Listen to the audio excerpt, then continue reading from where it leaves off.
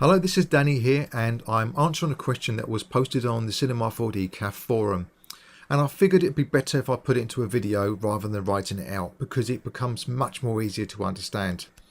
So the question was along the lines of, how do you get your character, which is made up of multiple parts, to be part of the same rig but remain separate geometry? And in this particular case, my eyes, the teeth, the tongue and even the hair are actually separate pieces of geometry, as well as all the other accessories. So what I'm going to demonstrate here is the mouth null. Inside the mouth null we've got one skin object and three pieces of geometry: tongue, upper teeth and lower teeth. You can also see that in the skin object I've actually got these three objects to be included. Okay. Now, when I will select the tongue as an example here, and I will just hold the shift key and double click on the tag for that, the weight tag, the weight manager opens up, and you'll notice here in the weight manager that I've just got one bone in there, and this one bone in there is the jaw. So I've actually got the tongue 100% weighted to the jaw. If I was to select the upper teeth and select the tag for that, you'll also see that we've got the upper teeth and it's going to be weighted to the head.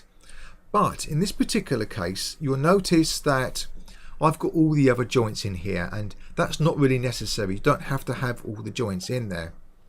So why is this?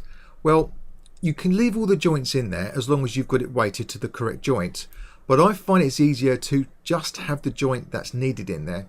So in this particular case, the upper teeth is actually weighted to the head. And because I know this, what I'm going to do is I'm going to right click, I'm going to select all, and then I'm going to just deselect the head joint. Okay, making sure that the head ones are actually deselected. I believe it's one of these. It's this one actually. Okay, and then I'm going to right click and then select remove. And then what we see is we see just the head joint. This basically makes it easier for me to see exactly what one particular piece of geometry is weighted to, rather than looking at a whole list of all the joints. And you'll notice this is be very similar with the other things that I've got in here. So the lower teeth, as an example here, is actually linked just to the jaw. So what I can do is I can select all of the objects.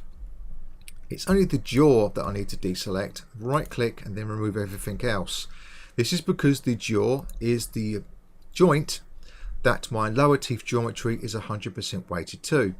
Therefore, it actually makes it easier to quickly see what joint is weighted to what piece of geometry. And of course, when you've got it done all like this and you've got it weighted correctly, when it comes to moving the character, and let's just turn on our character. I'm just going to open up the mouth. Okay, you can see that the lower teeth are coming along for the ride, and if I just select the head, okay, you can see here that the upper and lower teeth, the tongue looks like it needs a little bit of sorting out, but yeah, that's basically how it's done. With the tongue, I think what I had in mind for that was to add some separate joints so that the tongue was more articulate in its movement, rather than to have it pinned down to the lower jaw. But yeah, basically that is how you do it.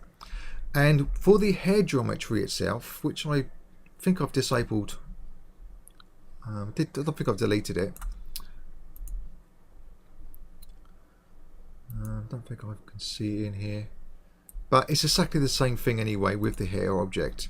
The hair object is basically controlling, or shall I say, linked straight to the, let's just select it and we'll see, shall we? Okay, so it's actually linked to the head joint. So same thing again, you just need to just select all. The head joint is the one I want. Just remove everything else.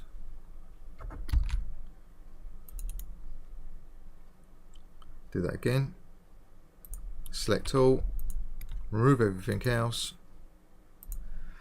Okay, so the head joint, you can see here, is 100% weighted to the hair, and that is basically how I do it. And exactly the same is for the accessories as well. If you've got any accessories that have to move along with the character, then you just basically have to make sure that those accessories are included within the skin list, and that in some isolated objects where they're not part of a null, you have to make sure that each object has its own skin. As you can see there, the hair has got its own skin and it's got its own weight tag. Okay, that's really it. It's just quite as simple as that, really, and that is how you would go about rigging it like that way.